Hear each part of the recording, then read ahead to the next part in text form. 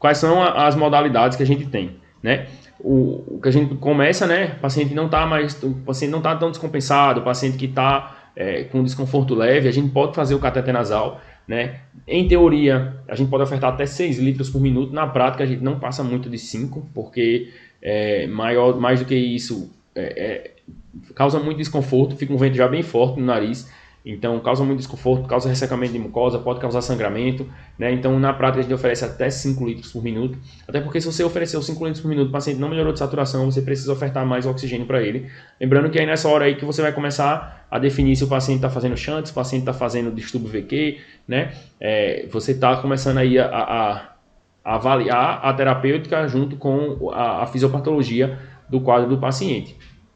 Então, como é que a gente sabe o quanto de O2 a gente está ofertando para esse paciente, né? Cada litro que você coloca, ele dá mais ou menos de 3 a 4% na FiO2. Tem quem coloque assim, o primeiro litro é 4 e os demais são 3%, né? Tem quem use 3% para tudo, tem quem use 4% para tudo. Enfim, é muito errático isso aí, não é uma coisa que vai ser aquela coisa bem certinha. Eu prefiro colocar para menos, né? Colocar a 3% por cada litro, porque aí você termina fazendo uma avaliação menos rigorosa do paciente. Porque quando você for fazer um índice PF, você baixa menos o índice PF do paciente. Então, você pode ficar um pouquinho mais limítrofe ali. Então, um paciente que teria um PF de 200, ele pode ficar acima de 200. Então, você termina... Lógico que isso aí é de cada um, né? Se você for um pouquinho mais hands-on, né, de intervenção no paciente, você pode usar 4 litros e aí você vai ter um índice, uma avaliação, como posso dizer, com resultado um pouco pior para o paciente, né? Mas também não está errado se você usar 4%, se você usar 3% você vai ter um pouco melhor para o paciente, né? Então você vai... eu sou um pouco mais hands-off, eu gosto um pouco de observar e intervir menos, né? Mas lógico que tem que intervir na hora que tem que intervir, né? Então assim, você pode usar de 3 a 4% por cada litro. Eu coloquei aqui um exemplo, né? O paciente está fazendo 3 litros, ele vai ter 9% a mais de oxigênio que você vai estar ofertando para ele, mais os 21%. Então na hora de você fazer a avaliação, você vai fazer uma FiO2 de 30%. Tá? Então na relação PF lá, você vai pegar a PA de O2 do paciente e dividir por 0,3.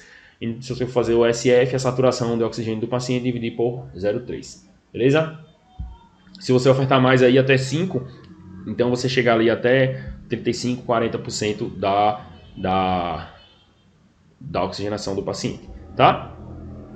Então, se ainda assim o paciente não melhorou, você fez o catéter, botou lá em 5 litros, o paciente não melhora, a gente tem a opção da máscara de oxigênio. A máscara sozinha, né, só a máscara acoplada com o látex do oxigênio, ela vai ter a mesma fração inspirada do catéter, só que você consegue dar um fluxo maior. No catéter não adianta botar em 10, 15 litros no fluxômetro, que ele não vai dar mais do que 5 a 6. Ele não passa mais do que 5 a 6. Pode botar o 20, 150 no fluxômetro, ele não vai passar. Então, se você precisa de mais fluxo, mais do que 5 litros, você coloca o paciente na máscara. Tá? A máscara ela também é errática, porque do mesmo jeito do catéter, ele mistura com o ambiente, mistura muito com o ambiente, ele fica mal acoplado, então você não consegue, não tem uma certeza da fração de oxigênio que você está ofertando ao paciente, né? Então, mas ainda assim acontece similar, 3% para cada litro, e na máscara você pode botar 10 até 15 litros. Então, você pode ofertar muito mais oxigênio para o paciente na máscara, mas ainda assim é errado, tá? O que a gente tem também é a Venturi, né, que ela foi criada para fazer desmame de oxigênio. Então, naquele paciente de EPOC que eu não quero ofertar tanto oxigênio, por exemplo, eu não quero dar 100% de O2, eu não quero dar 50% de O2, porque na máscara, se eu só subir o fluxômetro, eu tenho uma noção, mas eu não tenho a certeza, tá? Com a Venturi não, com a Venturi eu tenho uma certeza do máximo. Então, se eu boto uma Venturi de 50%, eu posso botar o fluxômetro em 120, né? Lógico que não existe 120, ele vai até 15, mas assim, eu estou exagerando. Assim, eu posso botar no máximo, ele só vai dar 50. Não adianta você o tanto que você colocar. E também não adianta você decorar as cores da máscara, da válvula de Venturi. Porque cada fabricante vai ter uma. Geralmente a laranja, por onde eu trabalho, ela é de 50%. Geralmente. tá? Mas isso vai variar de lugar para lugar, de fabricante para fabricante. Você tem que olhar direitinho lá qual é o fluxo, a fração máxima que ela oferta e o fluxo que ele precisa para dar aquilo, né? Então você vai ter a Venturi de 30%, 40%, né? Então você vai ver isso aí de acordo com o que você quer ofertar. Originalmente ela foi feita para desmame de oxigênio. Eu não quero oferecer tanto oxigênio assim, mas na prática muitas vezes é o que a gente tem, né? Às vezes o que a gente tem, o step up que a gente tem do oxigênio do paciente é a máscara de Venturi. Atualmente, com o Covid, a gente começou a ter mais máscara com reservatório, né? Máscara não inalante, né? Mas possivelmente você vai encontrar lugares que não tem, e o máximo que você vai ter é o Venturi, então você coloca a máscara de Venturi aí como step up. A gente tem uma coisa que a gente pode fazer também como gambiarra, né? Que a gente consegue ofertar um pouquinho mais, é a gente fechando com o esparadrapo a válvula da Venturi. A Venturi, ela funciona ela tem umas entradas de ar, que nessa entrada de ar é que ela mistura o oxigênio que você está dando lá em 100%, porque o fluxômetro ele dá oxigênio 100%, né, dentro do látex você vai 100%, na hora que ele passa na válvula de Venturi, ele mistura o ar ambiente com o ar que está saindo tá vindo do látex. Então, nessa mistura aí, ele tem aí ele dá a fração que ele está setado lá na válvula. Então, uma forma da gente tentar fazer uma gambiarra e oferecer mais O2, a gente bota os esparadrapo ali na válvula para que o ar não misture tanto. Lógico que isso aí não é uma coisa que você vai conseguir ter certeza, né, de quanto você está oferecendo. Mas às vezes eu já trabalhei muito, já peguei muita intercorrência assim, paciente desaturando, né, com desconforto respiratório, só tinha máscara de Venturi, botou a Venturi lá, o paciente não melhora, a gente enrola a válvula com esparadrapo e aí o paciente começa a melhorar porque a gente consegue ofertar um pouquinho mais de oxigênio. Então é uma opção que você tem, se você não tiver a máscara com reservatório. Se tiver a máscara com reservatório, o paciente que estava no catéter, você não melhorou, bota ele na máscara com reservatório, oferece 100% de fração esperada de O2. Mas ele precisa ter o reservatório, ele precisa ter a bolsa, tá? Ele precisa ter a bolsa para que você oferte oxigênio. Então, quando a bolsa estiver cheia, aí ela está ofertando 100%. Se a bolsa não estiver cheia, ele não está ofertando 100%. Então, tem que topar o fluxômetro mesmo lá, botar em 15 litros para ele poder encher a máscara e você oferecer 100%. Ainda assim, como é na máscara, você não tem um acoplamento satisfatório, né? Então, você não consegue garantir que é 100%. Então, na hora de você colocar lá fez a gasometria para você ver o índice PF do paciente, tem gente que coloca para fazer 0,8, né, 80%, 90%, 100%, aí vai variar do quanto você quer ser bonzinho com o paciente ou mais rígido, né? Se você vai colocar 100% ou você vai colocar menor ali, 80%, né? Então vai ser, isso aí vai mudar, né, o índice PF do paciente, mas na prática assim termina que não muda tanto não. Quando o paciente está ruim, pode não estar 80, que ele vai continuar com o índice PF baixo. Então é mais ou menos por aí. Você sabe que você não está ofertando 100%, né? Por causa do acoplamento da máscara, tudo isso. Então, você tenta, né? Mas ciente que você não vai conseguir sempre. Outra opção que a gente tem, né? Além da máscara, além do catéter, é a VNI, né? Que é a ventilação não invasiva. Que aí a gente vai ter um acoplamento bom, a gente vai ter... o ideal é que não haja vazamento. Então, para o paciente usar a VNI, ele tem que estar acordado, né, minimamente acordado, ele tem que estar, não pode ter nenhuma alteração anatômica que impeça o acoplamento da máscara, né, ele não pode estar rebaixado, ele tem que cooperar minimamente, então o paciente não pode ser desorientado demais, ele tem que cooperar com a máscara, porque é uma coisa desagradável, né, imagina você respirar contra um vento muito forte, né, então é uma coisa que precisa sincronizar para poder adaptar bem, tá? Os principais pacientes se beneficiam o paciente edema agudo de pulmão, né, e o paciente DPOC que está fazendo acidose, né? Então esses aí são os principais pacientes que se beneficiam. É o paciente que você consegue tirar ele do tubo fazendo VNI, né? Você consegue melhorar bastante esse paciente fazendo VNI. Você pode fazer também no paciente asmático, né? Ele tem um racional muito parecido com o paciente DPOC, né? Na intenção de manter o alvéolo aberto, né? Porque ele manter a via aérea aberta, porque ele está tendo uma constricção, né?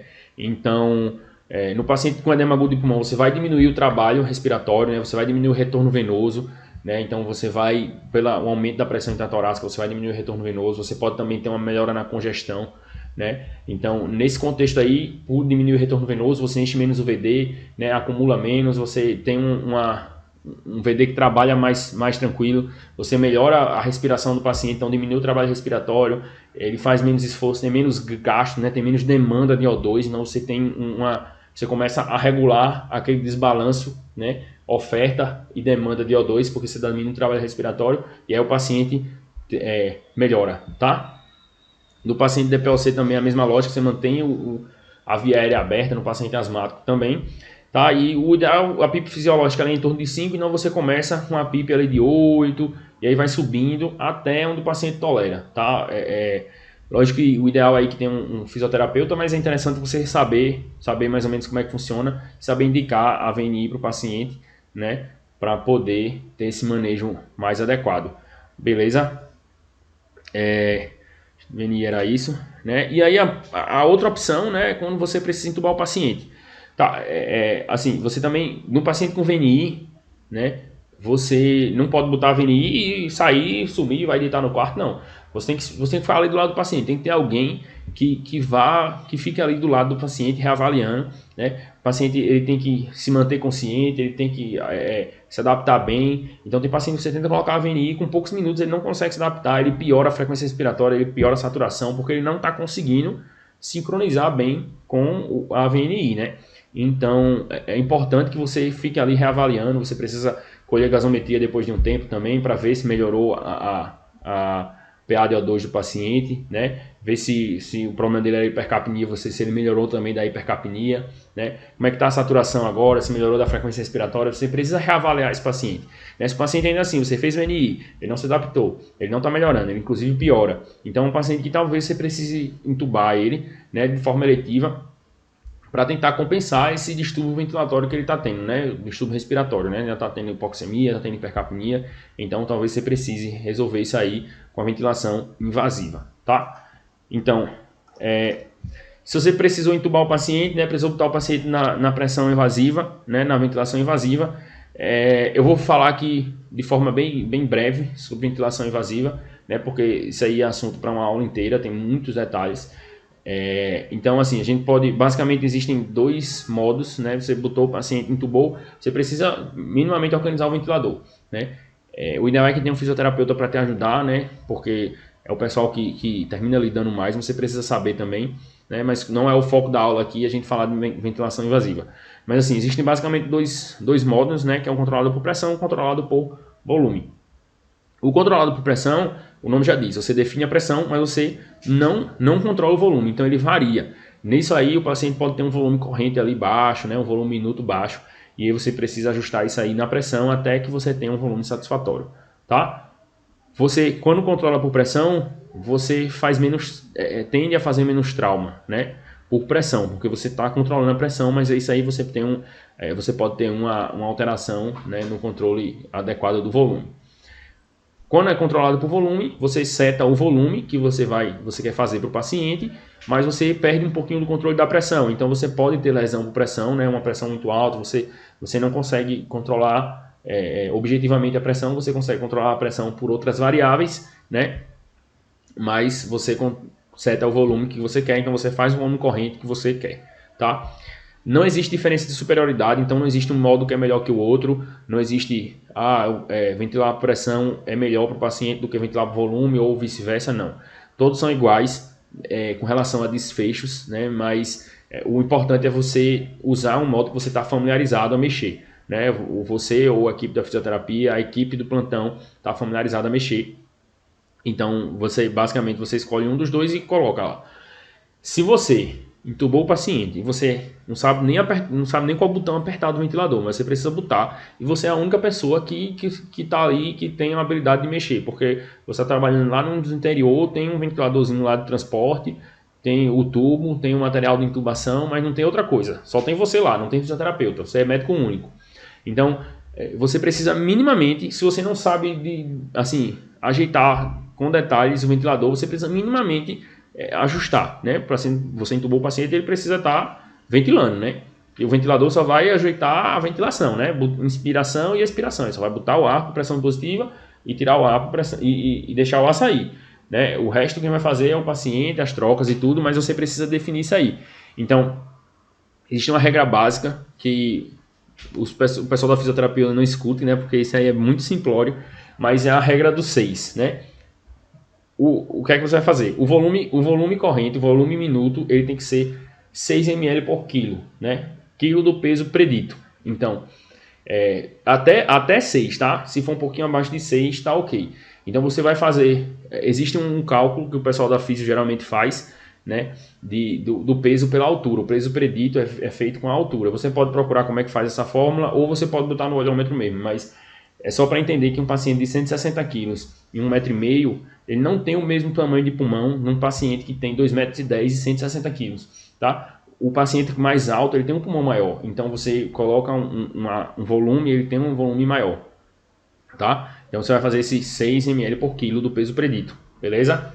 Outra coisa, a PIP, você pode botar a PIP em 6, lembra que a PIP fisiológica é 5? Você bota a PIP em 6, né? Parâmetro mínimo, tá? Parâmetro mínimo, 6.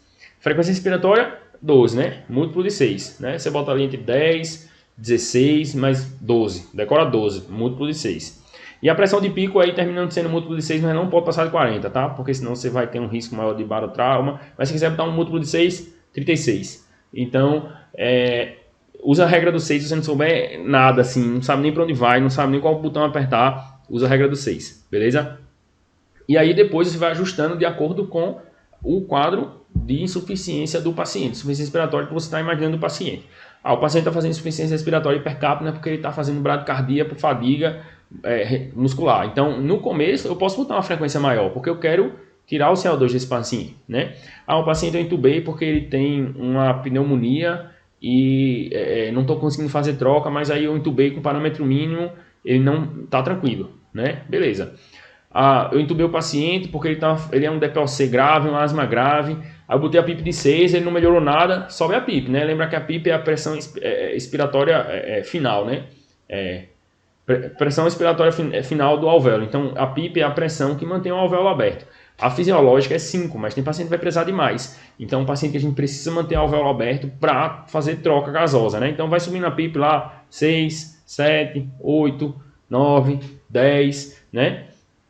Vai subindo devagarzinho, tá? Porque PIPs muito altas também, você pode fazer lesão, né? Pode fazer um pneumotórax, pode fazer... você tende a fazer mais barotrauma com isso aí. Mas vai subindo devagarzinho até otimizar a troca, tá? Lembrando que se você está num ambiente desse, que não tem nada, nenhum suporte, e é você sozinho e você não sabe os detalhes da ventilação mecânica, né? Você vai ter que transferir esse paciente. Então você precisa otimizar minimamente para o paciente aguentar o transporte e chegar num grande centro, beleza? Então faz esse manejo aí, tá? Para poder manter o paciente ali na ventilação e compensado minimamente para você poder transferir ele, beleza? A gente pode falar um pouquinho mais sobre ventilação mecânica em outro segundo momento para poder falar com mais detalhes e abordar de uma forma mais objetiva e mais correta, mas a priori, né, você pode usar a regra do 6, é interessante você memorizar isso aí para não passar um perrengue maior.